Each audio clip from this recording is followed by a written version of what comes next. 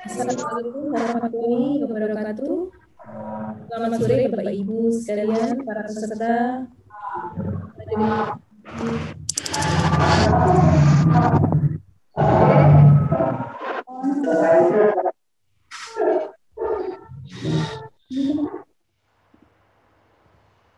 Kami ulangi. Assalamualaikum warahmatullahi wabarakatuh. Selamat sore Bapak Ibu sekalian, para peserta kelas diskusi Akademi Ability YPK ABK.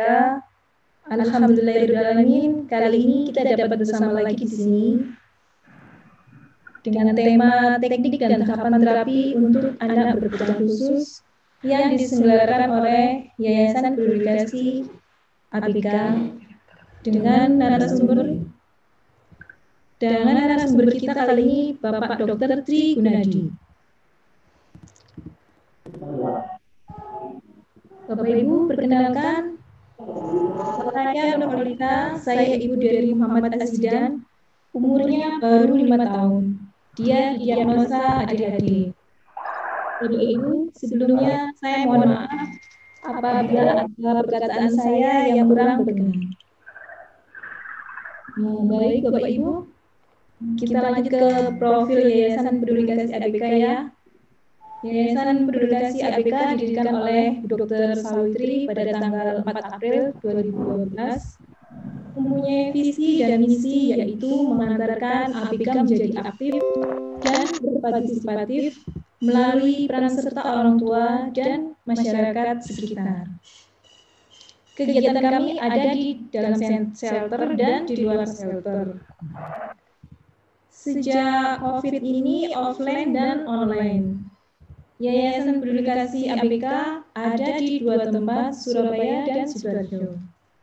Di Surabaya alamatnya di Manyar Sabrangan 1A Surabaya. Sedangkan di Sidoarjo alamatnya di Manggis Tengah 4T58, Pondok Chandra, Waru, Sidoarjo. Selengkapnya Bapak Ibu bisa melihatnya di website kami, yaitu www.ypedulikasiabk.org atau di IG-nya bisa di ig.ypedulikasiabk. Untuk lebih jelas lagi mengenai visi dan misi YPK ABK, kami persilakan Bu Dr. Sawitri memberikan sambutan. Silakan Bu Dokter. Ya, terima kasih kepada Bu Nurfilsa dan juga kepada Dr. Tri Gunadi yang telah bersedia menjadi narasumber. Seperti telah disampaikan oleh Bu Nurfilsa bahwa Yayasan Peduli Kasih ABK lebih menitikberatkan pada keterlibatan orang tua dan juga lebih menitikberatkan kepada kebisaan dari ABK. Jadi ini karena putranya namanya Zidan, masih berumur 5 tahun, belum lancar baca, verbalnya sudah verbal ya Bu ya, sudah verbal, sudah banyak ceritanya, tapi belum bisa baca, belum lancar baca. Ya insya Allah bisa ya Bu, diajarkan nanti insya Allah. Ya seperti itu. Jadi kami meminta orang tua dari yang anaknya belum lancar baca untuk bisa menjadi host ya. Karena apa? Keterampilan bertanya, keterampilan mengekspresikan apa yang ada dalam pikiran itu merupakan salah satu jalan menuju kesetaraan. Nah, terkait dengan itu kami juga kami juga melakukan kegiatan-kegiatan yang sudah disampaikan tadi, dan salah satunya adalah lihat dari kebisaan anak. Jadi contohnya ini anaknya yang bisa menulis dan bisa baca, tentu saja bisa bercerita, kita jadikan buku. Jadi kita minta tulisannya untuk kita fasilitasi untuk jadi buku. Nah, ini kegiatan salah satunya, ini kegiatan online dan offline-nya, ini kegiatan sebelum shelter. Ini kemudian juga ini adalah kegiatan di mana pembukaan dari guru maupun Siti maupun Bu Siti Fatimah ini kita dapat buku ini. Jadi silakan mengapresiasi bukunya dengan harga diisi pengalaman-pengalaman, perasaan-perasaan dari seorang anak berkebutuhan khusus yang sudah dewasa. Bisa dipesan di kontak person yang tersedia di flyer ini seharga 80.000 di luar ongkos kirim. Di luar itu kami juga mengadakan, insya Allah sebentar lagi mengadakan pameran karya ABK, yaitu salah satu karya dari putranya Mama Zidan. Ini ya, nanti kita pamerkan juga. Ini ada bantal di situ yang di pojok kanan, bantalnya bantal Sibori kita jual. Terus lukisan-lukisan ini dalam bentuk warna-warni dari spray yang diberi oleh hotel. Jadi ini adalah bentuk upcycle, jadi tidak hanya recycle ya. Memanfaatkan apa yang sudah nggak terpakai. Sudah nggak terpakai, tapi tidak hanya memanfaatkan, tapi di up lagi, diperbagus, dipercantik lagi, insya Allah seperti itu. Jadi silakan Bu Mama Zidan ya, saya panggil Mama Zidan meneruskan kembali. Terima kasih Dr. Sawitri atas sambutannya. Baiklah Bapak Ibu, untuk mempersingkat waktu, kita lanjut ke profil narasumber kita ya. Narasumber kita adalah Bapak Dr. Tri Gunadi. Beliau dosen tetap program studi okupasi terapi Universitas Indonesia. Beliau juga praktisi okupasi terapi sekaligus ownernya ya Bapak Ibu, yaitu Direktur Yamed Child Development Center yang mempunyai banyak cabang di beberapa tempat. Lulus Sukoharjo tahun 94, melanjutkan kuliah di Akademi Okupasi Terapi Surakarta lulus tahun 97. Melanjutkan kuliah lagi di Fakultas Psikologi Universitas Indonesia pada tahun 2002. Dan program studi dokternya di Universitas Muhammadiyah Jakarta pada tahun 2005. Tanggal lahir beliau 26 Mei 76. Beliau selalu energik dalam mengajar. Hobinya berolahraga. Mari kita sapa Bapak Dr. Tri Gunadi. Assalamualaikum Bapak Dr. Gunadi. Apa kabar? Waalaikumsalam warahmatullahi wabarakatuh. Alhamdulillah baik, Mama Zidan. Gimana, apa kabar? Baik juga. Merupakan suatu kebanggaan tersendiri bagi saya bisa langsung bertanya kepada Dr. Gunadi. Semua ini berkat dari Dr. Sawitri untuk memberikan saya peluang untuk langsung bisa bercerita dengan Dr. Gunadi. Baik, dokter. Gimana ini? Apa langsung bisa bertanya? Ya, boleh. Silakan. Apakah saya nggak jujur menyampaikan materi saya dulu? Boleh Pak Dokter, monggo. Ya. Baik. Apakah saya bisa share screen? Silakan Pak, sudah bisa. Oke, baik. Saya coba share screen. Apakah sudah terlihat share screen saya? Sudah? Oke, Pak. Oke, baik. Selamat sore Ayah Bunda semuanya di seluruh Indonesia, terutama yang berada di wilayah Sidoarjo tadi ya? Sidoarjo. Dan apakah suara saya terdengar dengan jelas? Jelas, dokter. Oke, baik. Saya akan menyampaikan tentang tahapan terapi pada anak berkebutuhan khusus. yang akan disampaikan di sini sebenarnya adalah guideline besar saja. Nanti untuk per kasusnya boleh bertanya langsung pas sesi diskusi. Oke, yang pertama pada kasus anak dengan berkebutuhan khusus, yang jelas kita harus tahu tuh apa definisi anak berkebutuhan khusus. Secara garis besar, anak berkebutuhan khusus adalah anak yang mengalami keterbatasan atau keluar biasaan, baik fisik, mental, intelektual, sosial, maupun emosional yang berpengaruh secara signifikan dalam progres pertumbuhan atau perkembangannya dibandingkan dengan anak-anak yang seusianya. Nah, jadi kalau ayah bunda semuanya melihat di buku KIA, di belakang itu ada patokan-patokan. Nih, ada di buku KIA itu sudah diberikan guideline, patokan untuk motorik kasar, patokan untuk motorik halus, patokan untuk kontak mata pengamatan, patokan untuk berbicara dan bahasa, dan sosialisasi kemandirian. Sudah dibagi per usia, 4 bulan, 8 bulan, 12 bulan, dan seterusnya. Nah, kalau tidak bisa mencapai seperti itu, jadi termasuk anak berkebutuhan khusus. Nah, apa yang harus dilakukan orang tua? Sebenarnya yang pertama adalah justru yang ditangani bukan anaknya dulu. Jadi, penanganan pada kasus anak berkebutuhan khusus yang ditangani adalah orang tuanya dulu. Karena kenapa? Selama orang tua itu oleh orang tua yang anaknya didiagnosa sebagai anak berkebutuhan khusus atau anaknya mengalami ketertinggalan atau keluar biasaan tadi. Yang pertama adalah denial, di mana biasanya ciri-ciri orang tua yang masih denial itu lari dari kenyataan, bingung, shock, takut. Yang kedua adalah marah, di mana dia nanti akan frustrasi, mudah tersinggung, cemas. Yang ketiga adalah tawar-menawar, masih berjuang untuk mencari kebermaknaannya. Yang keempat adalah depresi, di mana biasanya orang tua yang depresi ini kewalahan, ingin marah, dan bahkan menghindar. Nah, yang terbaik, yang sebenarnya untuk membantu anak berkebutuhan khusus itu adalah orang tua yang sudah masuk ke dalam level acceptance. Ini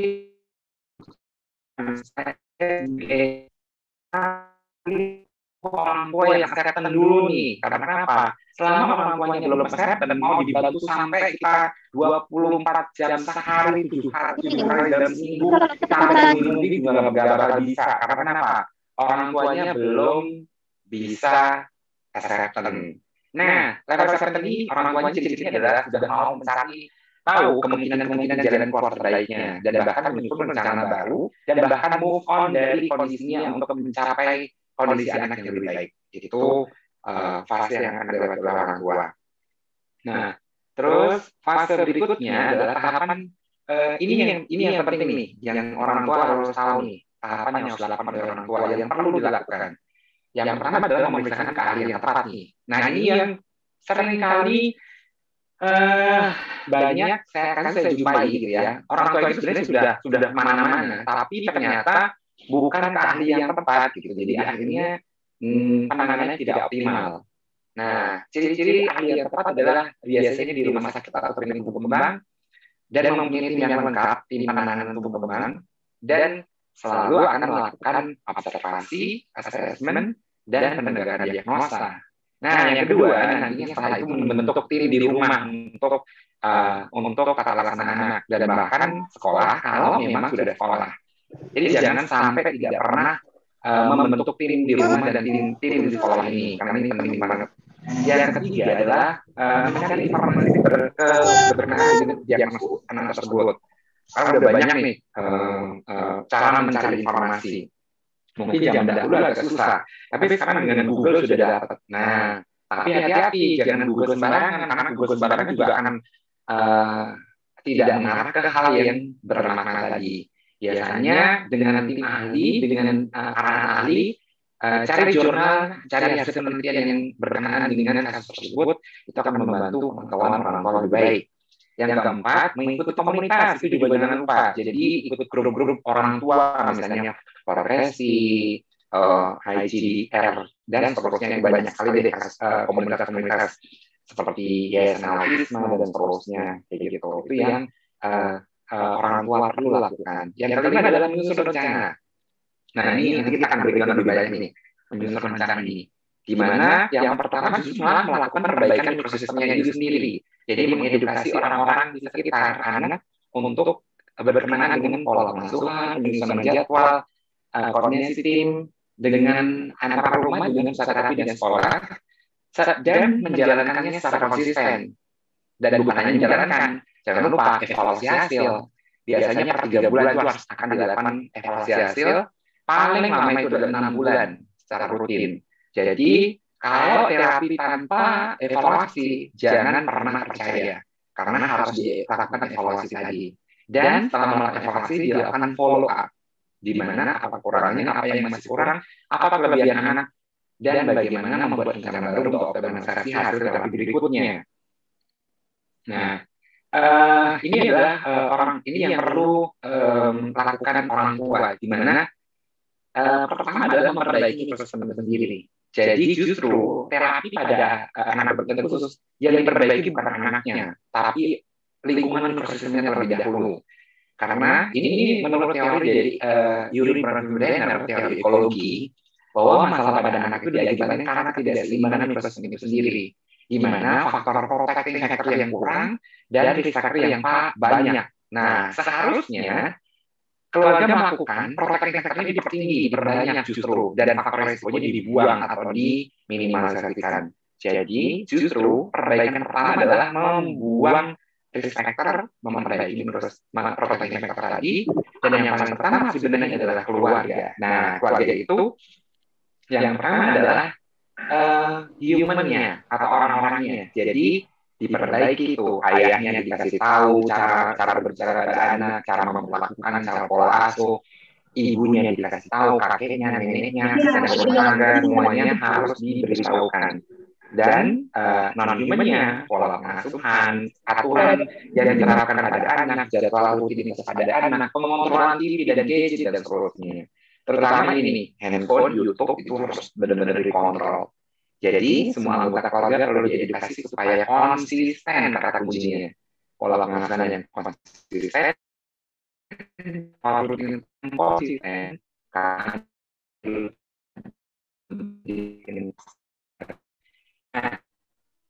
itu keluarga untuk melakukan pola asuh yang benar.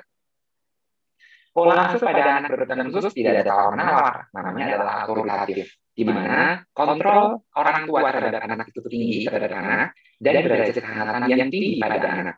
Jadi, anak itu bebas, tapi ada batasannya, di mana diawasi oleh orang tua, dan orang tua tidak boleh ini anak pada anak, dan aturannya tidak boleh tidak jelas. Jadi, kata kuncinya adalah jangan takut menetapkan batasan, karena anak-anak membutuhkan batasan agar tumbuh bahagia dan sehat. Nah, jadi yang pertama harus dibikin adalah bikin jadwal seperti ini. Nah, ini bagi anak yang belum bisa membaca. Kalau yang ada yang ABK yang sudah bisa membaca ya, jadwalnya seperti ini, dari mulai bangun tidur sampai tidur lagi. Ini yang perlu disepakati bersama anak. Nah, termasuk rule atau aturan. Hal-hal yang berhubungan dengan hal-hal perilaku baik dan yang buruk, atau yang boleh atau yang tidak boleh tadi. Nah, termasuk membuat checklistnya. Jadi anak itu akan melakukan checklist sendiri, yang nantinya tanpa orang tua dia melakukan dengan sendirinya, gitu. Nggak perlu ditongkrongin terus sama orang tua, tapi dengan checklist dia sudah tahu SOP-nya, urutan kegiatan yang harus dilakukan. Nah, termasuk membuat tabel kesepakatan bersama dan konsekuensi seperti ini. Jadi tentang tanggung jawab seperti apa, penggunaan gadget seperti apa, jam tidur seperti apa, itu sudah disepakati antara orang tua dan anak tahu. Nah, jangan lupa tabel konsekuensi tadi itu harus ikutin rumus. Jadi orang tua harus tahu rumus ini. Yang pertama adalah rumus aksi reaksi.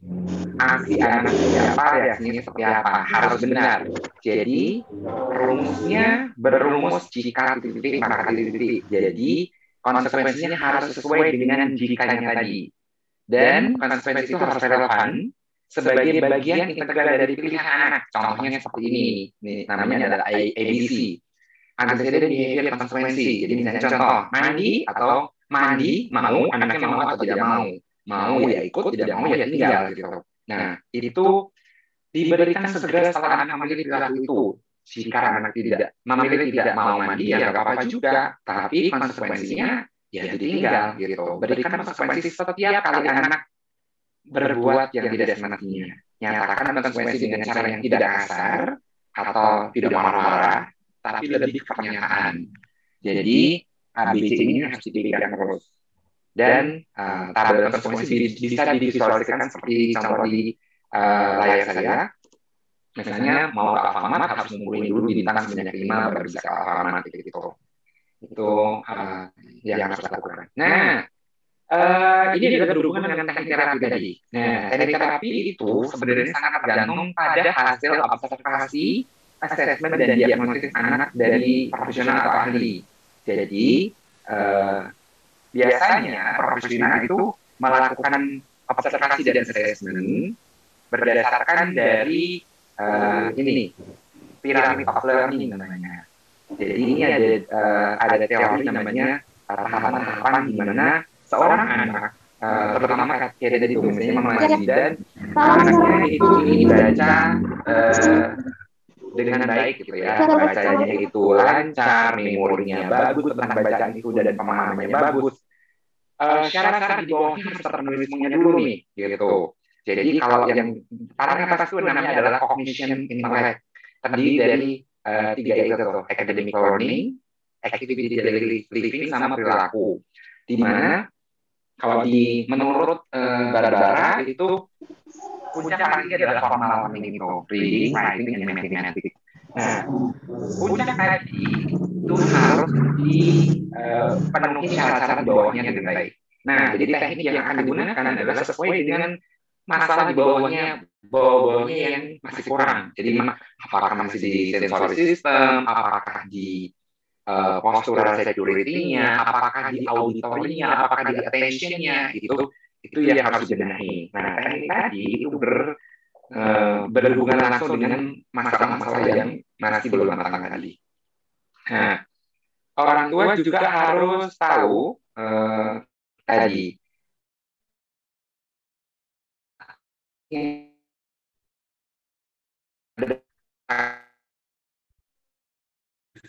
ada masih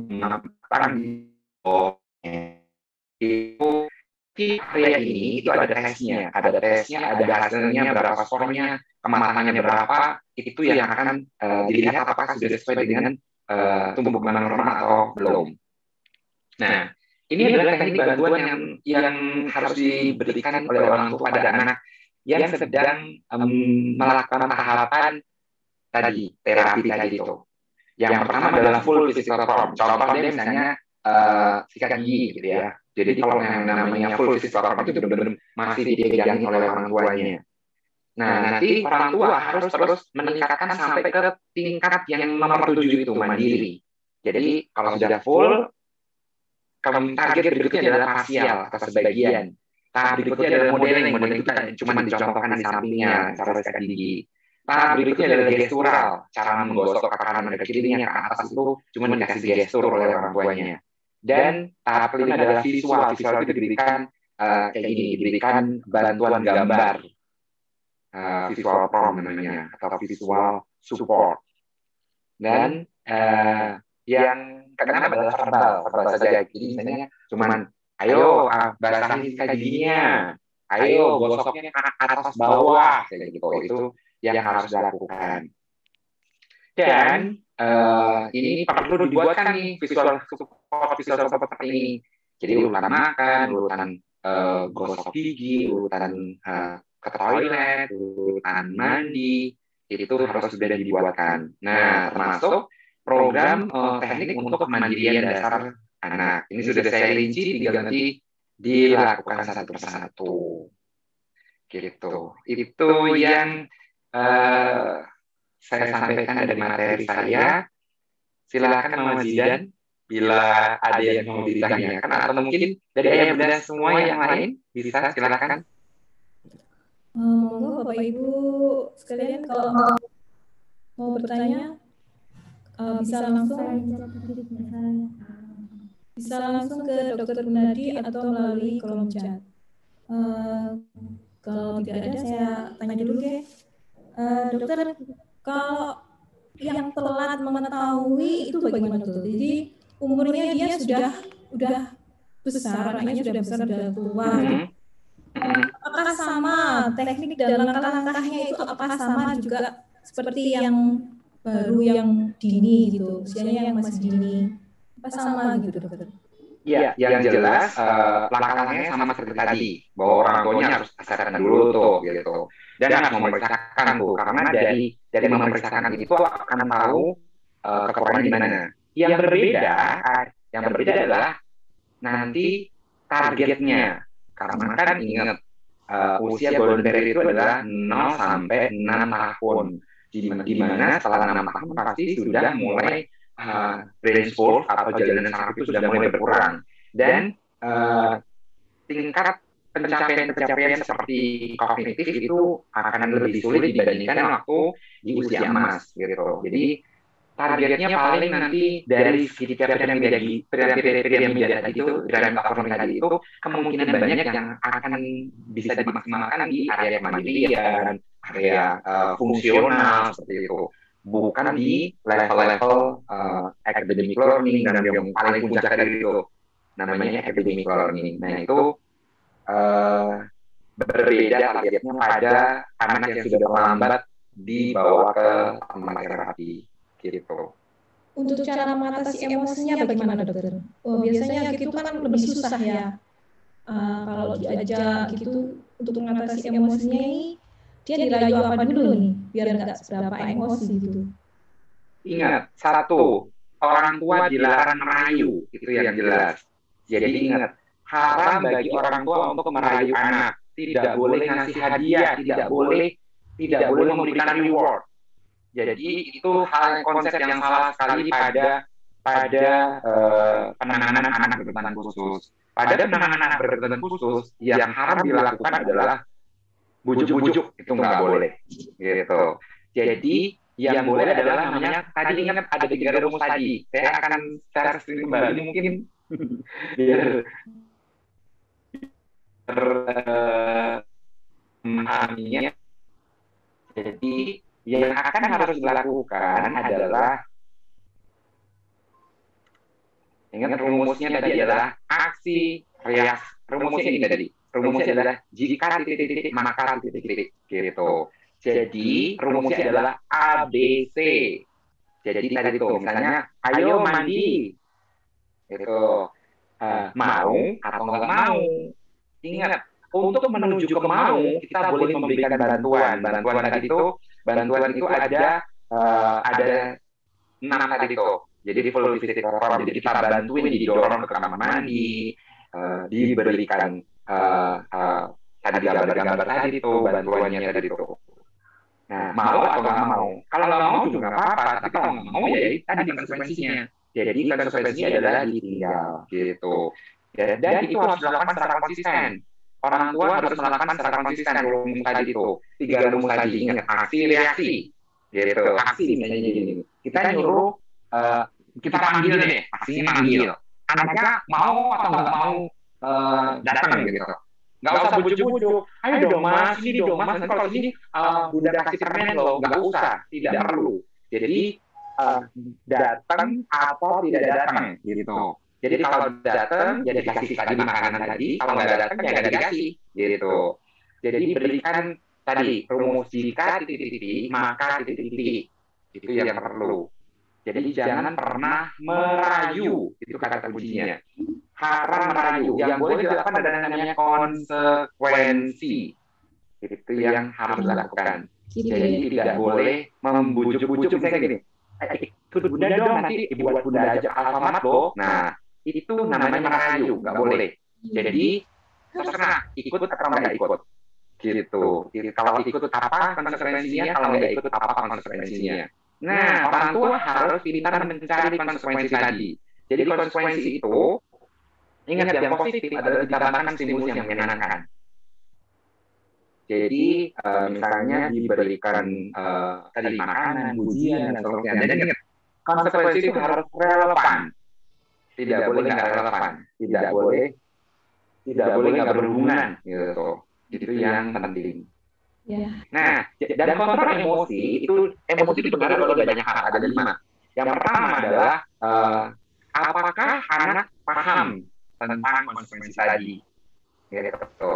Jadi karena kalau dia nggak paham konsekuensi itu, ya wajar kalau dia itu lebih cenderung nantinya ke emosi negatif, pembangkang dan seterusnya. Yang kedua, apakah tenaganya terkuras atau tidak apalagi dengan kondisi pandemi seperti ini gitu ya, long di rumah terus, cuma tiduran aja, sedangkan anaknya itu praktik atau aktif kan lagi nggak terkuras gitu ya, kebutuhan sensori integrasinya itu tidak terpenuhi gitu ya, jadi kebutuhan untuk melompat, bersepeda, main bola itu nggak terpenuhi, ya jangan salahkan kalau dia emosi gitu. Yang ketiga, kemampuan mengolah tubuh karena makanan, jadi misalnya gini, udah pandemi begini makanannya kasein, gluten, sama gula. Ya udah, gimana nggak melompat-lompat anaknya gitu ya, meluap-luap emosinya. Jadi benar-benar harus dikontrol tuh makanan 3 tadi tuh, yang berhubungan dengan terigu, yang berhubungan dengan susu sapi dan gula tadi dikontrol gitu. Jadi ingat tadi, apakah anak paham aturan atau tidak gitu. Apakah energinya sudah terkuras atau tidak, atau kita sebutnya adalah apakah sensorinya sudah terintegrasi atau tidak gitu. Yang ketiga adalah makanannya tadi. Yang keempat, apakah orang tua sudah mengkomunikasikan dengan baik gitu. Jadi orang tua harus paham bahwa anak itu kita harus melihat dari sudut pandang dia juga gitu. Jangan dari sudut orang tua terus. Orang tua harus memahami, orang tua harus melihat dari sudut pandang sebagai anak. Nah, ini saya share untuk ini ya, untuk nah ini saya share screen. Apakah sudah terlihat? Sudah.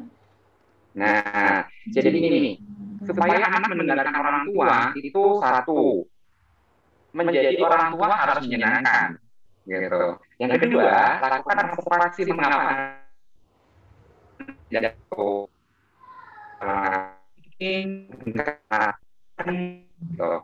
membiasakan keteraturan. Jadi keteraturannya sudah dibentuk dari jadwal-jadwal tadi itu. Jadi jangan salahkan anak kalau anaknya itu membangkang karena keteraturannya masih jadi bentuk dari jadwal tadi itu. Jadwal yang tadi saya tunjukkan gambar-gambar tadi jadi bentuk gitu. Terus rule-nya sudah disepakati belum tadi? Rule kesepakatan bersama tadi. Dan harus tertulis, tergambar pada anak di bawah. Jadi tergambar pada anak yang memang belum bisa membaca gitu. Yang kedua adalah memberikan konsekuensi yang relevan tadi itu. Jelas apa disepakati bersama anak, oh konsekuensinya kalau kamu nggak mandi kamu nggak bisa ikut loh gitu. Terus mengkomunikasikan dengan tidak kasar, tenang dan menjadi pendengar yang aktif. Jadi kita itu tenang, jangan gerusak-gerusu juga, jangan papuk-papuk gitu. Dan menjadi pendengar, kenapa dia itu nggak mau gitu. Terus melihat dari sudut pandang anak, menjalin kerjasama bukan hanya memerintah. Jadi misalnya merapikan mainan misalnya gitu, bukan hanya atau mungkin sholat gitu ya, bangun sholat subuh gitu. Mas, ayo sholat subuh, tapi bapaknya ternyata masih molor di kasur misalnya gitu. Jadi menjalin kerjasama bukan hanya memerintah. Kurangi kalimat perintah dan perbanyak komunikasi, arahan, interaksi dan cinta kasih. Tidak berbicara sebelum mendapat perhatian anak. Jadi jangan orang tuanya nyerocos, tapi anaknya itu nggak memperhatikan, nggak melakukan kontak mata, nggak melakukan joint attention, gitu. Mungkin meloyor gitu aja gitu ya. Dan berbicara hanya pada satu topik, pembicaraan fokus pada satu topik, jangan macam-macam banyak gitu. Dan gunakan kalimat sedikit atau sederhana mungkin. Jadi anak dengan kebutuhan khusus memang perlu teknik-teknik ini, gitu, tips ini untuk supaya dia kontrol emosinya juga baik karena memang orang tuanya memang memperlakukan anak dengan baik juga gitu. Dokter, ya. Untuk melihat hasil dari evaluasi ini tadi, untuk melihat hasilnya itu bagaimana dokter? Apa kita melihat dari orang tuanya yang bangga, oh anakku itu sudah bisa gini loh, sudah bisa gini, sudah gitu. dari anaknya sendiri, perkembangan anaknya sendiri itu kita lihatnya dari mana. Misalnya saya puas dengan kondisinya Zidane dengan putra saya, Zidane sudah bisa ini, jadi saya nggak meningkatkan. Jadi hasilnya itu belum tentu. Jadi hasilnya dilihat dari observasi, assessment dari profesional. Jadi silakan datang ke psikolog anak yang mempunyai tools namanya tes perkembangan. Gitu. Jangan ngandelin guru, jangan ngandelin orang tua yang nyekek gitu. Misalnya contoh Mama Jidan kan belajar tentang tumbuh kembang. Misalnya contoh anak 12 tahun, itu level motorik kasarnya harus level mana, motorik halusnya mana. Menurut Mama Jidan ternyata sudah nih, tapi ternyata kan menurut checklist perkembangan tadi belum gitu. Misalnya contoh Zidan usia berapa Zidan, Mama Jidan? 5 tahun, dokter. Maksudnya itu gini, maaf saya potong. Maksudnya itu gini, jadi evaluasi dari Bapak kan evaluasi dari hasil anaknya. Bagaimana kalau evaluasi itu termasuk juga evaluasi proses membersamai anak di rumah terutama kan dari orang tua. Orang tua itu merasa gembira bermain bersama anak, tidak tergesa-gesa, orang tua tidak stres, itu belumkah evaluasi seperti itu, gitu Pak? Maksudnya tadi. Betul. Ya betul. Jadi sebenarnya gini nih, kalau kita kan nanti evaluasi macam-macam nih, evaluasinya level perkembangan itu di tingkat klinik, level evaluasi level akademik di tingkat sekolah, dan level evaluasi perkembangan anak di tingkat rumah gitu. Di tingkat rumah ya adalah kepatuhan, sudah sesuai dengan kemampuan mandiriannya, tadi apakah kontrol emosinya baik, termasuk hal-hal yang berhubungan dengan karakternya anak di rumah, fokusnya dan seterusnya. Jadi evaluasi yang dilakukan per masing-masing area yang jelas. Nah, untuk melihat apakah itu sudah sesuai dengan target atau belum, itu harus mengkombinasikan tadi. Jadi memang 3 lini ini harus bekerja sama nih antara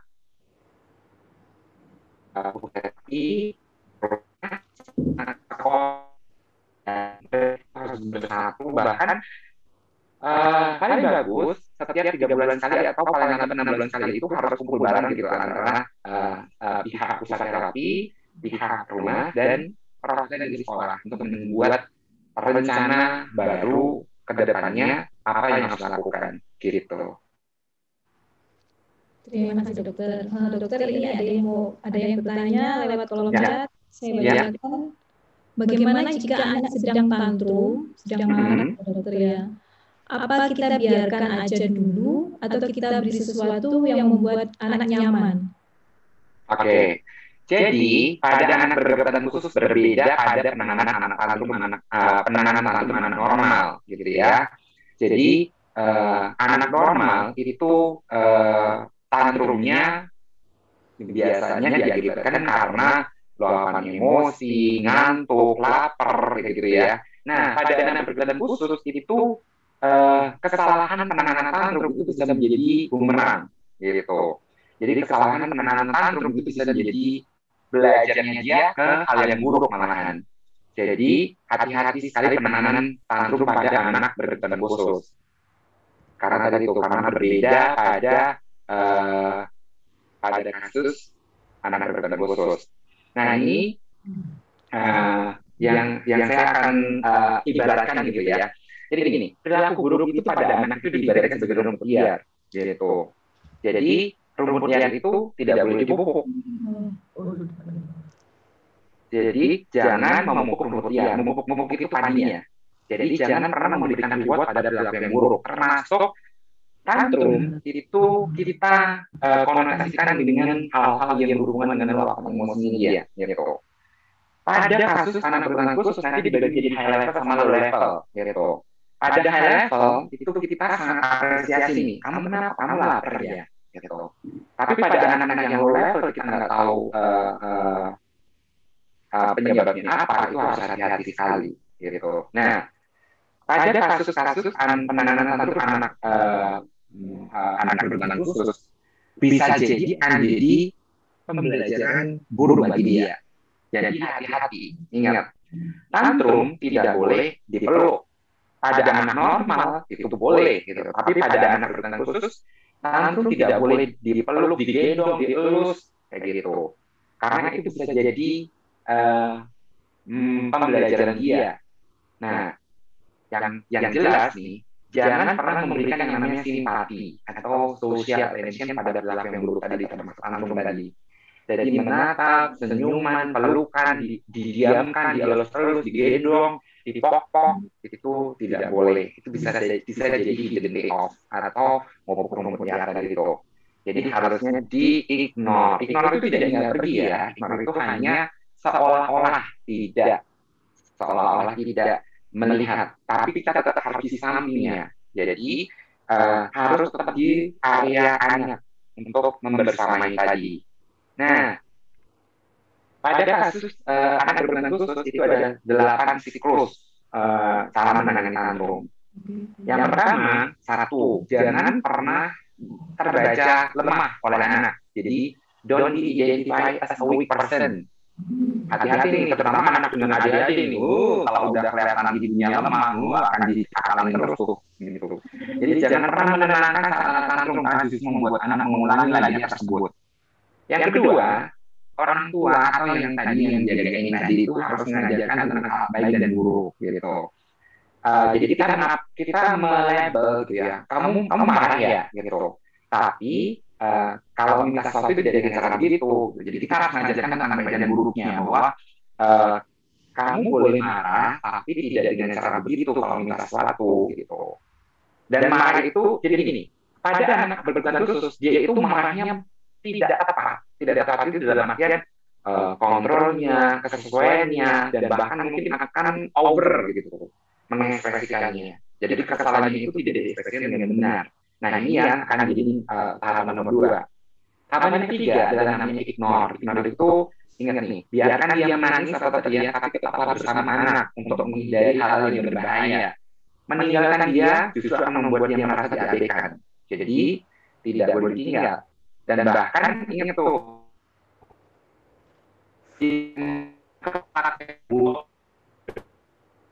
gitu. Nah, itu tuh tinggal di pampering namanya. Pampering itu tinggal ditadahin, tapi tetap ignoring, tetap tidak boleh digubris. Gitu. Yang keempat, don't give up. Sebenarnya secara teori itu ya, kalau benar-benar orang tuanya itu wajahnya tidak terbaca, gitu ya, 3 menit akan berhenti sendiri. Tapi, ingat nih, berapapun lama atau hebatnya tantrum kecil, jangan menyerah dan mengiyakan kemauan anak. Termasuk tadi dipeluk, digendong, dikasih susu, itu mainan es krim, minta es krim gara-gara es krim misalnya gitu. Nah, yang kelima adalah replacement. Jadi alihkan hal yang lain. Jadi saya contoh, kamu mau nggak nanti Bunda mau ke mana tuh? Kamu ikut nggak? Gitu. Namanya replacement. Solution. Jadi setelah tantrum saya peluk dan tepuk punggungnya, tunjukkan kita sayang, Bo. Jadi kita itu bukan yang sayang, kita yang ketujuh adalah the feeling, dan ingat Dokter, suaranya terputus. Ya. Teman-teman silakan, kalau ini karena jaringannya terputus, jadi Dok, silakan Dok. Ya. Nah, oke. Ya. Apakah coba saya matiin ini aja ya, matiin video supaya ya. Lebih jelas atau tidak? Jelas. Ada yang mau bertanya tadi, PAUD untuk bertanya langsung. Jadi PAUD dari Malang, dokter, ada yang tanya. Silakan untuk PAUD Algonia, Kota Malang. Ya, silakan. Dibuka videonya ya, Ibu. Sama suaranya. Suaranya di unmute. Silakan, Ibu bisa tanya langsung ke Dokter Gunadi. Silakan, Ibu.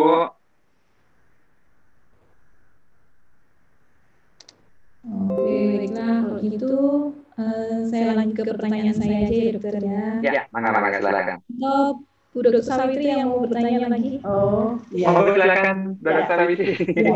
Dok, saya mau tanya, tadi kan satu pertanyaannya yang disebut high level sama low level itu apa? Yang kedua, konsekuensi tadi kan konsekuensi harus relevan. Relevan dengan apa ya dok? Kayak gitu. Oke. Ya. Oke, baik. Yang pertama adalah high level dan low level. Low level itu adalah anak yang masih belum paham tentang kosakata tuh, dok. Jadi kayak anaknya itu masih nggak ngerti kosakata. Jadi nggak paham tuh kita ngomong apa, nanti dia ngomong apa gitu. Low level itu lebih cenderung ke arah pemahaman komunikasinya nggak dapet gitu, nggak ngerti. Nah, itu low level. Kalau high level itu adalah anak-anak ABK yang dia itu bermasalah dengan permasalahan intelijensia biasanya. Jadi kayak misalnya Zidan tuh itu termasuk high level gitu. High level itu biasanya dicirikan dengan sudah bisa berkomunikasi dua, gitu, sudah paham interaksi dan sudah sedikit menuju ke arah pra-akademik gitu. Nah, itu high level. Jadi kalau anak high level itu lebih bisa paham nih perkataan kita misalnya. Bunda kayak tadi di fase nomor 2 tuh. Fase nomor 2 kan harus belajar tentang baik dan buruk waktu tantrum gitu kan. Yang pertama kan ibunya tidak boleh langsung kaget saat dia tantrum, tidak boleh takut kan yang pertama. Yang kedua kan anaknya harus belajar tentang baik dan buruk. Kalau pada high level itu kita langsung bilang, jeleknya kayak gitu lah. Bunda nggak suka kalau bunda lebih suka sama anak yang kalau berbicara baik-baik gitu, kalau minta baik-baik gitu, tidak dengan guling-guling misalnya gitu. Nah itu anak high level bisa. Anak high level itu bisa kita berupa kalimat ya saat kita mengutarakan tujuan. Pada anak low level itu cenderung ke non-verbal, fisik, dan action gitu. Ya. Jadi itu high level. Nah, terus tadi pertanyaan kedua dari Dr. Sawitri apa tadi? Konsekuensi. Oke. Konsekuensi itu harus rumusnya, relevan itu rumusnya dua hal. Namanya kontingensi dan contiguity. Jadi kontingensi itu berhubungan. Jadi misalnya contoh gini, anaknya mecahin piring gitu, karena bawanya nggak hati-hati gitu. Kok konsekuensinya dikurung dalam kamar? Nah itu tidak kontingensi namanya, tidak relevan.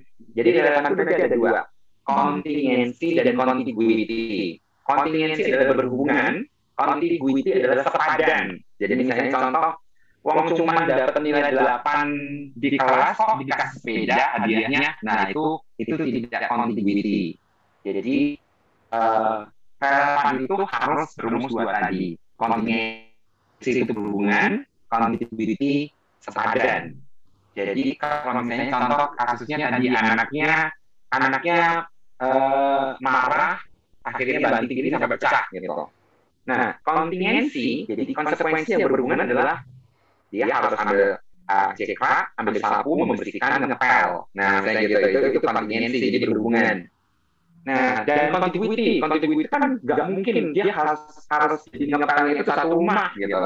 Ngepelnya jadi satu rumah itu tidak contiguity. Jadinya ngepelnya ya cuma di area yang tadi dia basahin tadi gitu. Jadi harus padan, contiguity itu sepadan, kontingensi berhubungan. Itu yang disebut dengan relevan. Gitu dok. Terima kasih Dr. Sunardi. Halo, saya mau tanya. Dibuka videonya ya Pak? Iya. Silakan Pak. Halo, saya dari Cirebon. Ya, halo.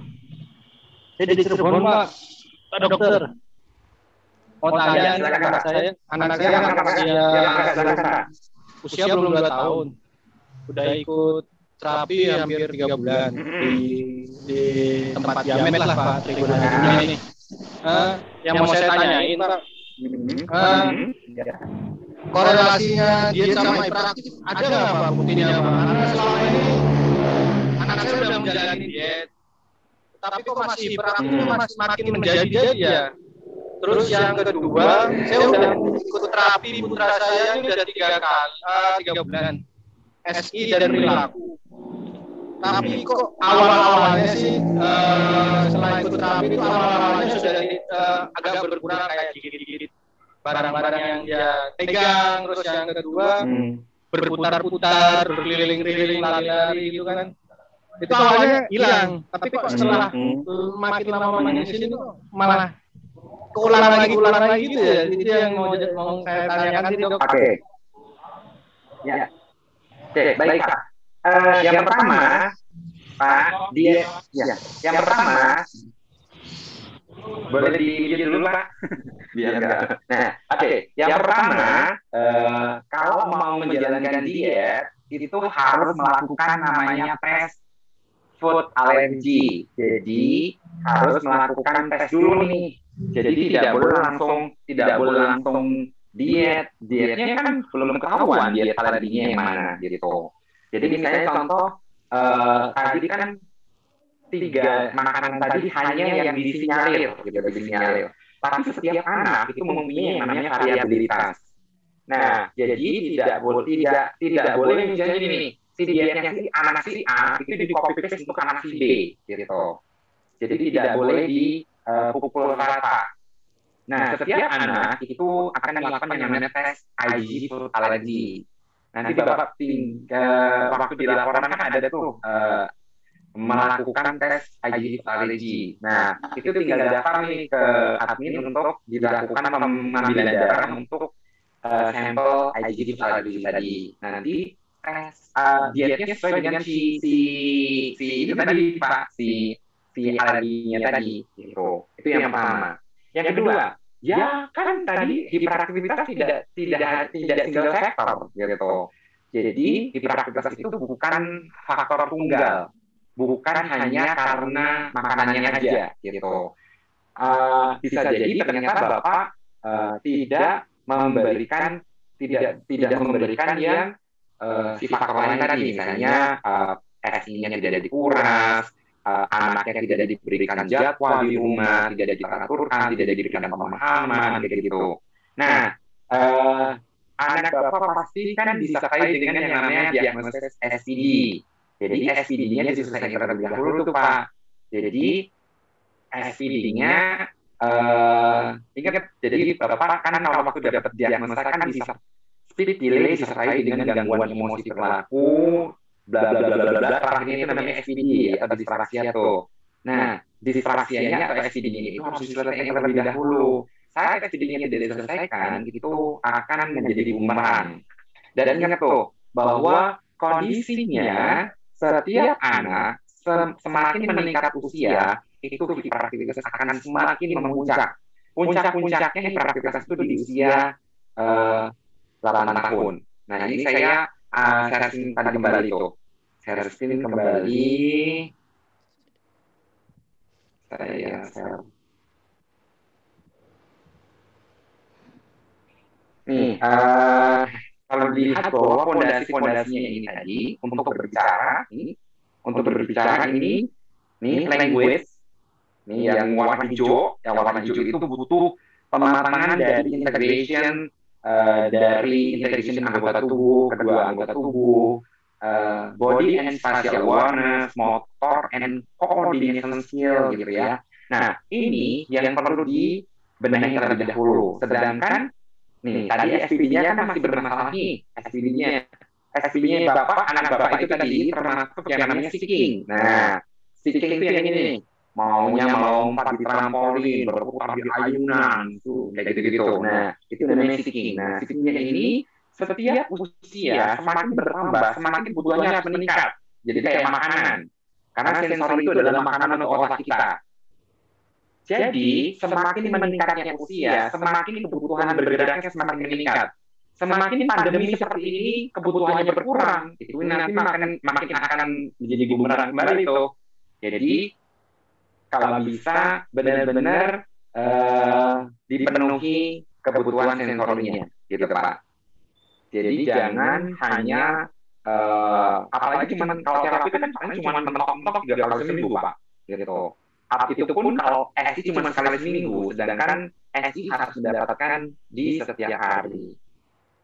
Jadi kegiatan SI yang tadi itu Pak, kegiatan SI ini harus ada di dalam jadwal sehari-harinya anak. Jadi nanti Bapak setelah acara ini harus segera bikin jadwal tadi itu Pak. Jadwal yang bergambar tadi itu. Nah, di dalam jadwal tadi itu harus memuat 4 indikator kegiatan sensori tadi. Nih,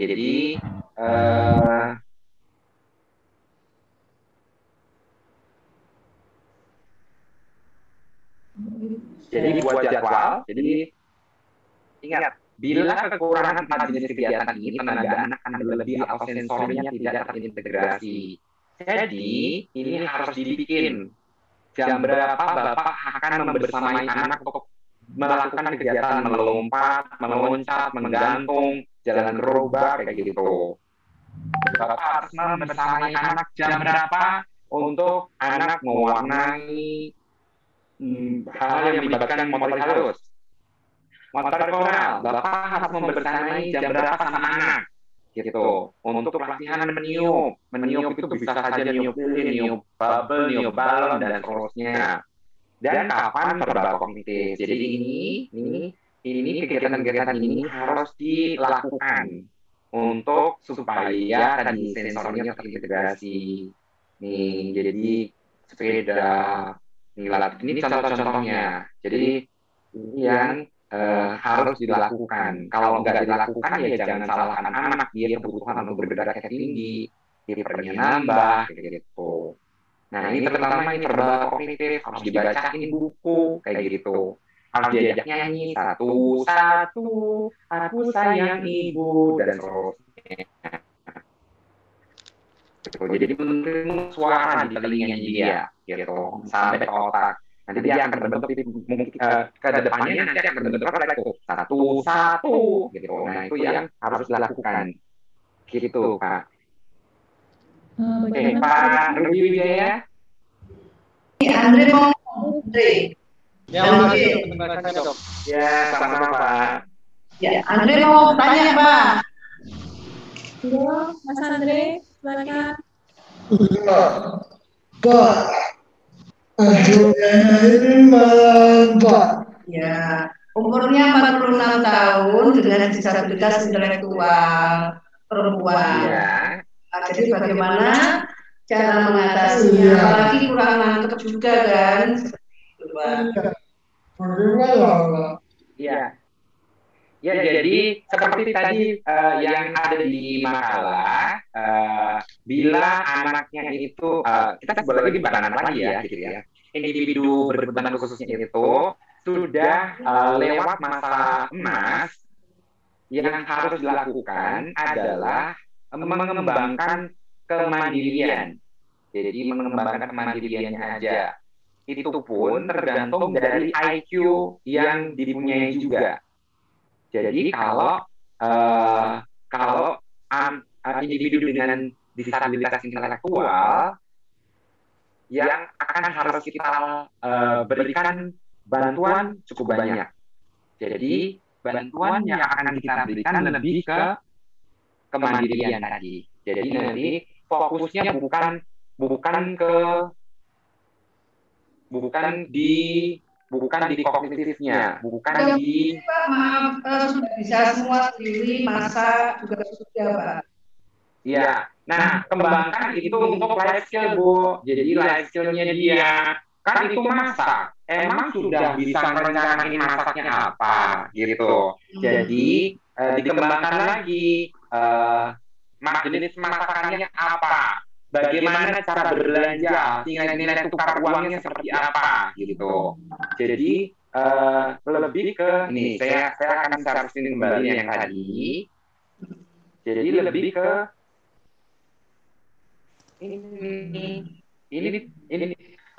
ini bisa untuk individu dengan disabilitas intelektual yang akan dilakukan adalah ini dari mulai keterampilan hidup. Ini keterampilan hidup, ini termasuk membuat keputusan. Jadi nanti diajarin tuh, kalau bubur ayam itu cocoknya dimakan kapan, gitu.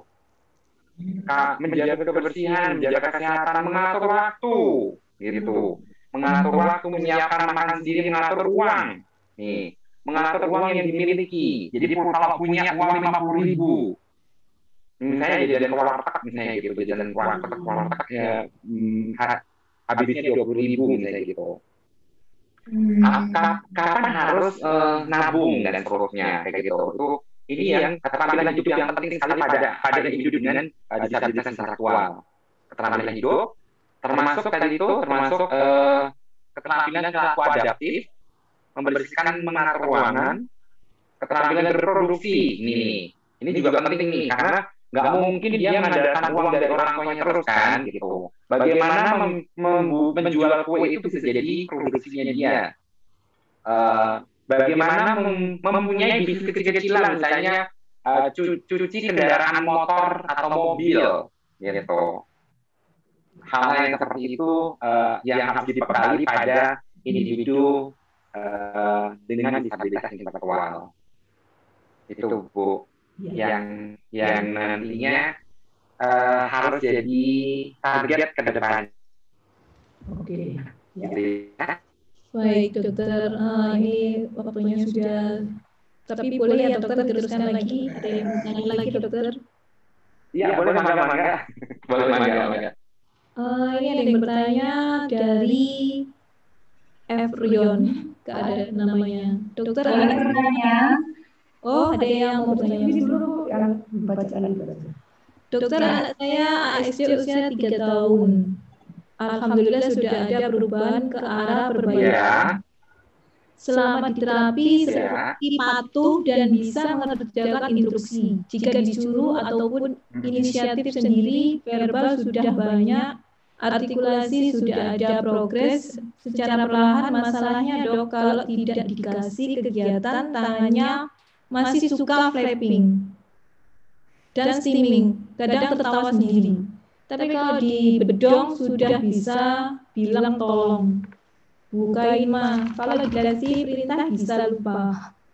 Flapping, steamingnya bagaimana ya dokter cara menghilangkan flapping, steamingnya padahal sudah dikasih kegiatan. Begitu dokter. Menghilangkan steamingnya. Oke. Walaupun ya, walaupun ada kegiatan. Oke, kita akan membahas tentang steaming gitu ya. Steaming pada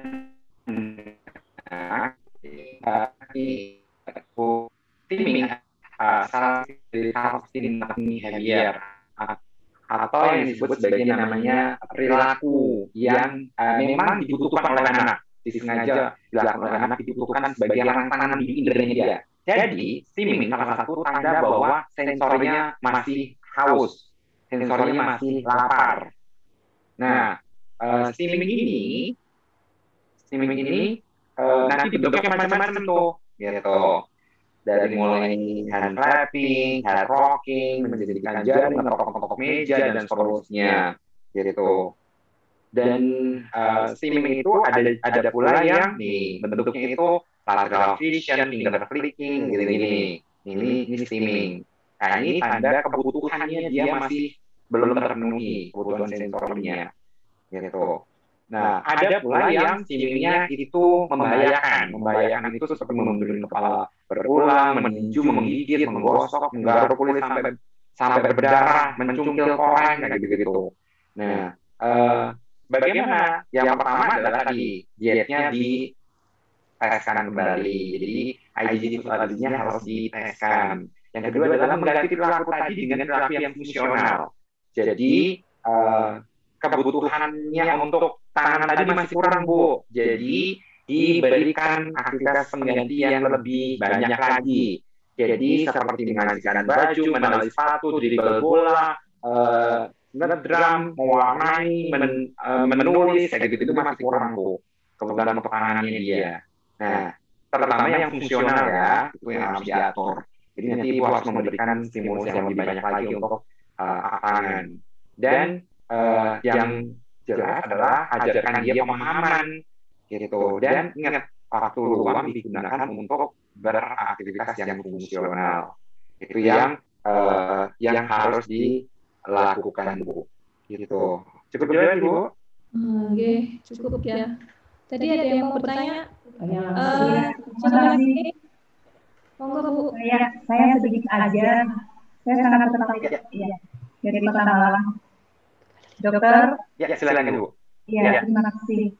Saya sangat tertarik tadi ungkapan dokter bahwa kalau menangani anak berkebutuhan khusus kita tidak boleh dengan kekerasan, maksudnya Ya. baik itu verbal maupun fisik. Nah, kira-kira bagaimana dok dampaknya jika anak itu apa kita lakukan dengan verbal yang keras gitu ya, suaranya dengan kasar gitu, karena kita tujuannya kayak mendisiplinkan gitu loh. Tapi kan satu sisi itu seperti apa gitu menurut dokter ya? Itu yang pertama. Yang kedua, boleh yang kedua dok? Boleh. Ya, silakan. Yang kedua, jika anak berkebutuhan khusus ini sudah ditangani oleh guru pembimbing atau shadow gitu ya. Nah, apakah dia suatu saat jika ditinggal oleh shadow atau guru pembimbing tersebut, itu dia akan mengalami penurunan dok, karena kan berbeda yang menangani seperti itu. Terima kasih dok. Assalamualaikum. Ya, oke. Waalaikumsalam. Yang pertama, ingat, pada anak berkebutuhan khusus itu berbeda sama anak normal.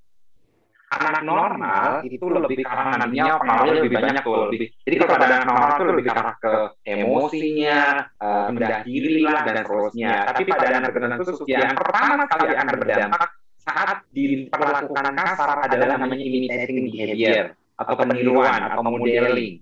Jadi nanti dia akan memperlakukan orang yang jadi menurut dia benar tuh gitu, karena kan aku diajarnya begini. Kalau bapak itu marah itu misalnya apa, nol kepala, nonjok kepala gitu. Terus suaranya harus segede ini gitu. Jadi pada anak berkebutuhan khusus itu sangat simpel. Jadi peniruan gitu. Peniruan itu yang paling pertama. Jadi saat kita mengajarkan pada anak berkebutuhan khusus, hal yang paling harus dilakukan adalah namanya positive behavior, namanya disiplin behavior gitu. Termasuk positive word. Jadi ingat, tidak boleh ngomong bahasa negatif. Termasuk misalnya contoh, jangan lari-lari. Yang nancap di otaknya anak, label lari-lari gitu. Anak berkebutuhan khusus nggak bisa ngebalik. Jangan hitam, nggak ngerti kalau harus putih gitu. Jadi berikan kata-kata yang positif, misalnya duduk yang manis Nina, duduk yang manis, ya duduk yang manis gitu. Minta yang bagus. Jadi kalau misalnya contoh di sekolah ya Pak Vina meninggal, pesannya nggak boleh jangan nakal di kelas ya gitu.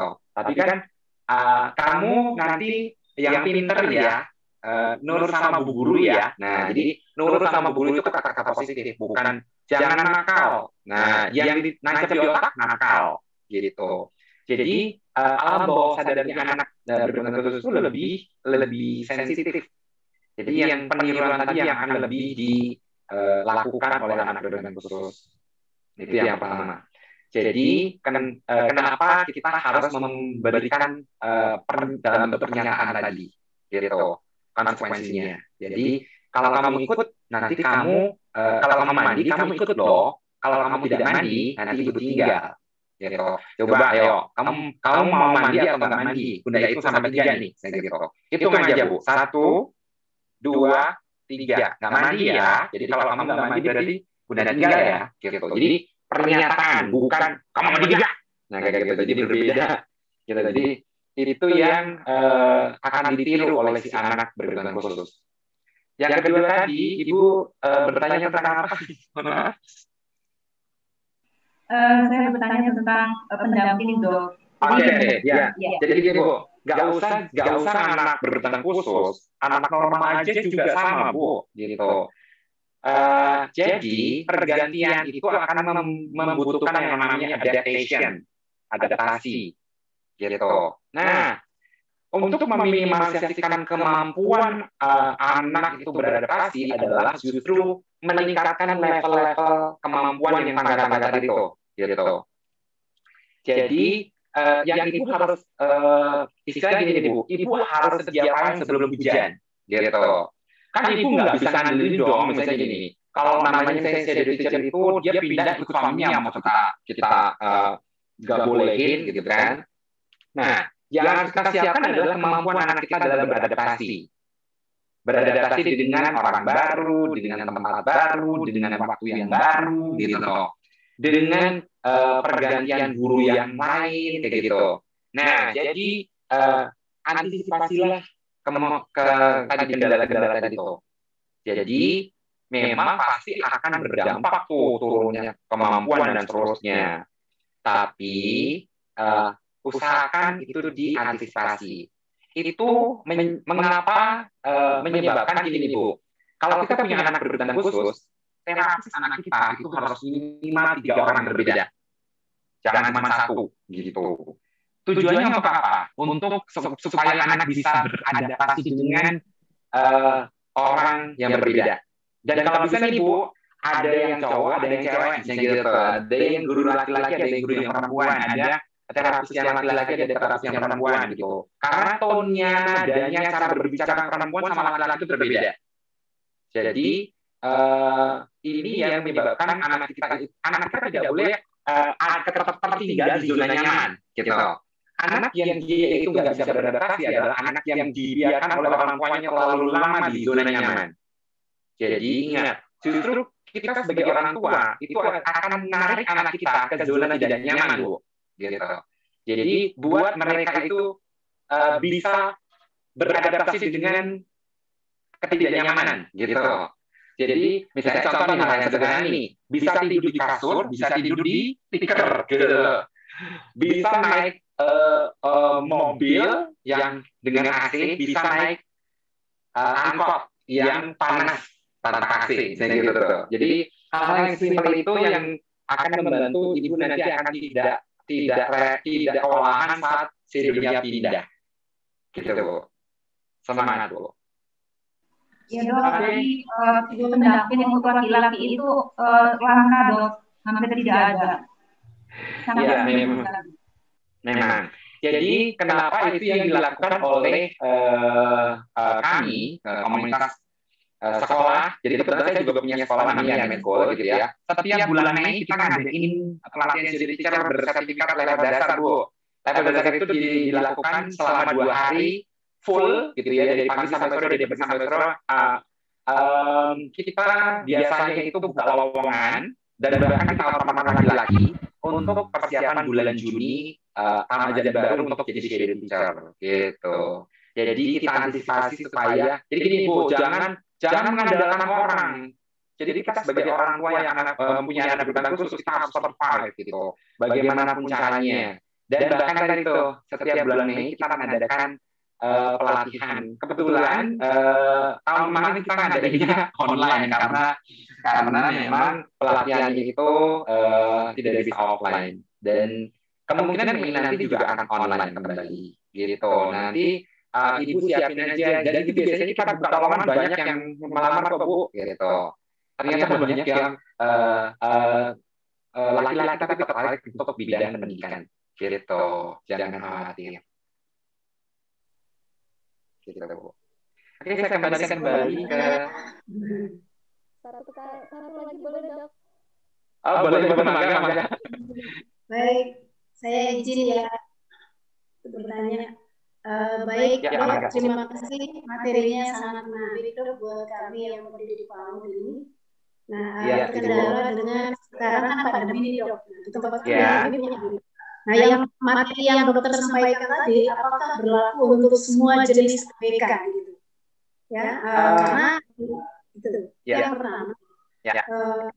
Terus yang kedua, ini kami sebenarnya sudah mengantisipasi dengan membuat IBI Dok. Jadi kita punya program individual di rumah yang bersinergi dengan orang tua. Tapi kenyataannya karena kita juga tidak bisa mengadakan program home visit, kemudian orang tua ABK juga menolak adanya terapi ke rumah, sehingga itu terputus Dok. Nah, ketika kami ke rumah lagi untuk observasi kembali, itu hasilnya di luar prediksi kami sangat jauh, artinya terjadi penurunan. Kira-kira tips apa yang bisa dokter berikan dengan kami? Terima kasih. Oke, sama-sama Bu. Jadi yang pertama tadi, apakah tadi guideline saya tadi bisa dipakai untuk semua kondisi? Bisa Bu.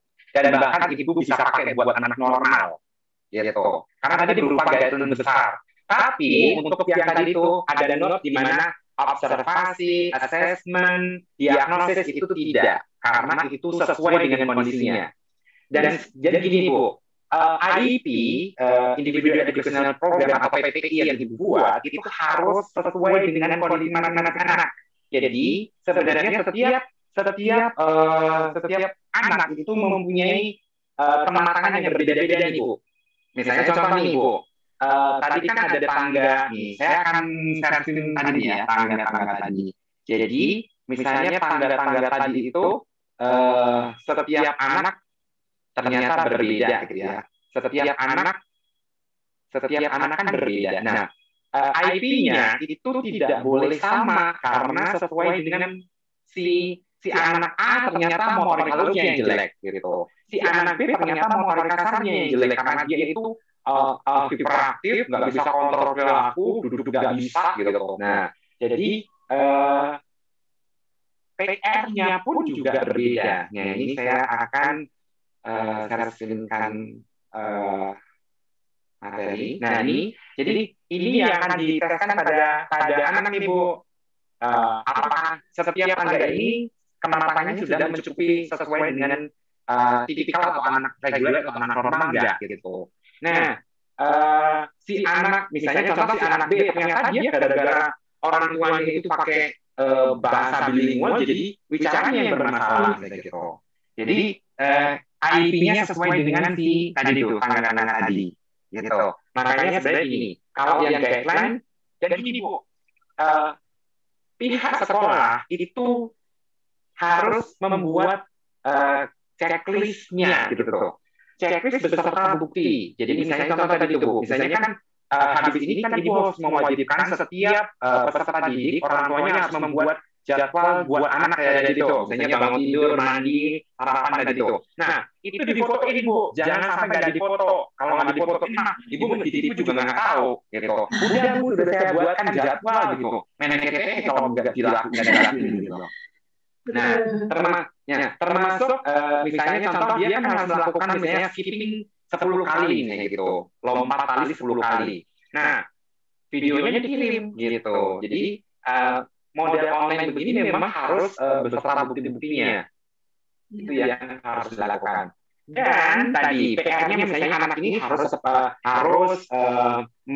melabel angka 1 sampai 5. Oh, si anak ini melompat 1 sampai 10. Nah, itu tadi tergantung si tadi itu si tangga perkembangan tadi itu. Tangga perkembangan tadi yang PP-nya disesuaikan dengan hasil assessment-nya. Gitu Bu. Sama-sama Bu. Oke, saya kembalikan lagi ke moderator. Terima kasih atas penjelasannya tadi, Dr. Gunadi. Kalau ini ada yang mau bertanya lagi, dua lagi ya, Dokter? Gimana? Kalau memang waktunya nggak cukup, boleh ini kok, boleh DM ke Instagram saya. Jadi nanti DM aja ke saya, gitu. Oke, Dokter. Iya, Dokter. Saya tanya satu lagi ya buat saya. Sidang ini kan fokusnya pendek, Dokter. Jadi harus berapa kali kalau melatih dia itu, karena dia kan cuma pendek gitu ya fokusnya itu. Durasinya berapa lama mestinya, Dokter? Kalau jadi iya, ada meja, ada buku itu juga nggak mau dia, Dokter. Sudah kabur. Jadi gimana cara dia biar fokusnya agak lama gitu, Dokter? Jadi kalau kita membicarakan tentang konsentrasi, hal yang paling mendasar adalah apakah anak sudah mempunyai kesepakatan gitu tuh. Nah, dan ibu harus melakukan evaluasi dulu nih. Kemampuan dia itu kan ada 5 nih yang harus dicek nih, cek tentang si jenis konsentrasinya itu tuh. Nah, si 5 jenis konsentrasi itu harus dicek dulu satu persatu. Jadi jangan jangan asal memberikan ternyata yang dilakukan ternyata ini nih ternyata selektifnya nih gitu. Oke, ini share screen saya ini ya. Yang pertama adalah yang harus kita tahu adalah si 6 jenis ini gitu. Yang pertama cek dulu nih sustain attention, kemampuan mempertahankan atensi. Yang kedua adalah span attention, rentannya, lamanya berapa. Yang ketiga adalah fokus attention, memusatkan perhatiannya gitu. Ini dicek satu-satu gitu. Saya kasih kode deh. Yang penting banget itu dua itu adalah span lamanya. Ibu pakai stopwatch untuk sebuah kegiatan, dicek. Yang ketiga adalah fokus attention. Fokus itu nanti dibagi jadi dua, auditori sama visual. Auditori itu dicek, dia itu bisa meniru kata berapa kata. Jadi ibu cek tuh, misalnya contoh nih, ibu mengucapkan katanya harus datar, biasa, tidak boleh ada tekanan. Karena nanti kalau ada tekanan itu bisa mengkodekan memori dia atau atensi dia. Misalnya gini, coba Zidan ikutin kata-kata bunda ya. Apel, baju, topi, pensil, sabun. Nah, itu kan saya nyebutin 5 tuh. Ya. Apakah 5-nya sudah 5 tadi bisa diikuti sama dia? Gitu. Nah, itu namanya fokus attention auditory, fokus attention pendengaran. Fokus attention penglihatan, ibu bisa ambil koran, ambil kotakin 2 paragraf, suruh nyuarain huruf A semua yang dia lihat di dalam kotak itu. Gitu. Nih, itu namanya fokus attention. Jadi ini mesti cek satu-satu nih, Bu. Ini dicek nih. Nah, ini adalah rentang atensi. Zidan di usia berapa tadi, Bu? 5 tahun. 5 tahun itu harusnya 25 menit tuh, Bu. Harusnya. Jadi harusnya sudah bisa 25 menit bertahan di sebuah tugas. Gitu, harusnya.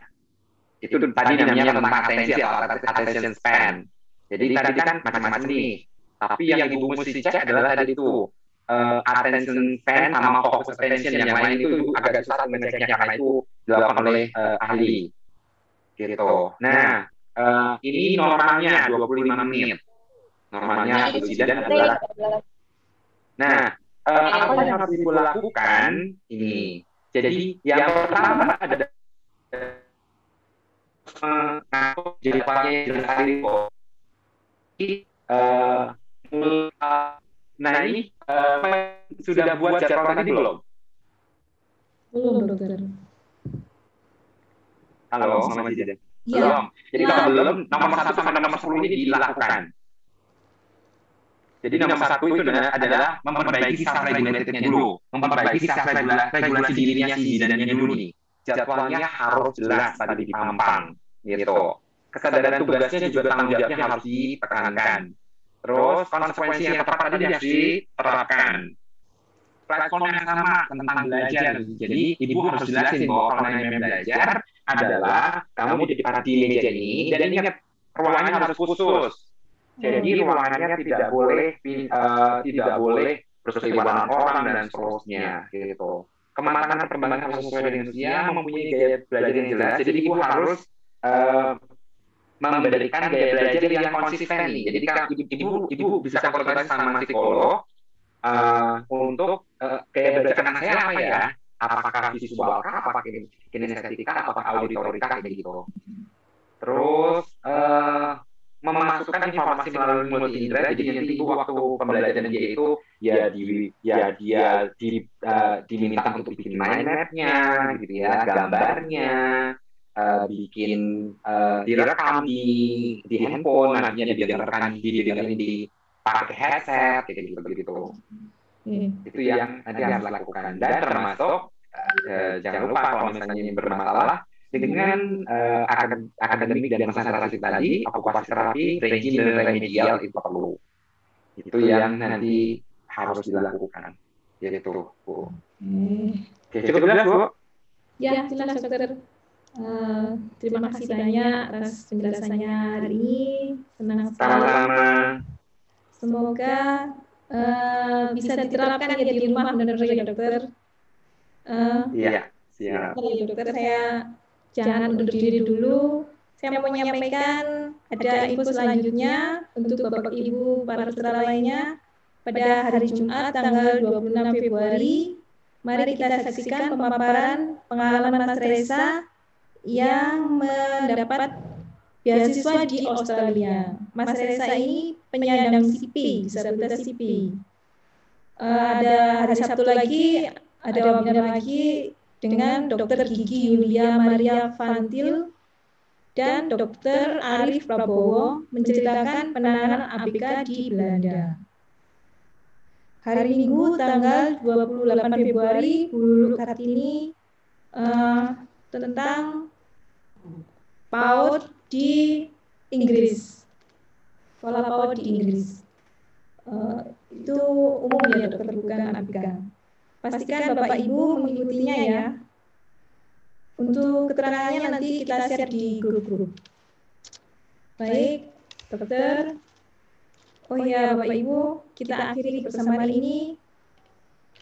Mari kita ucapkan terima kasih bersama-sama kepada Bapak Dr. Tri Gunadi yang sudah memaparkan penjelasannya dengan sangat hebat sekali, dengan sangat keren sekali. Terima kasih. Sering-sering Ibu, bisa kami dapatkan linknya di mana ya? Mungkin informasi-informasinya bisa dapat di mana ya? Ada di ini live streaming Bu di channel YouTube Harian Surya sama Tribun News. Kalau mau ikut zoom-nya gini Bu, gimana Bu? Kalau mau zoom-nya Bu Dr. Sawitri gimana? Kalau zoom-nya sama Bu, sama yang live streaming, sama nanti insya Allah. Tapi ya ini Surya sudah streaming udah bisa tanya langsung, udah bisa komunikasi. Oh, Ibu pengen tanya lagi sama Mbak? Udah, maksudnya kalau ada materi ini kan kita interaksi bisa ya Bu. Kalau live streaming kan kita nggak bisa interaksi. Oh, gitu. iya. Ada kegiatan lagi seperti ini setiap minggu sekali ada. Ya, kita 3-4 kali seminggu. Kita lihat di apa yang ada itu di IG SY Publikasi ABK Bu. Silakan Ibu Ini aku saya tanya, saya catatnya. Iya, IG Publikasi ABK. Atau di medsos saya Sawitri Retno itu ada. Kenapa?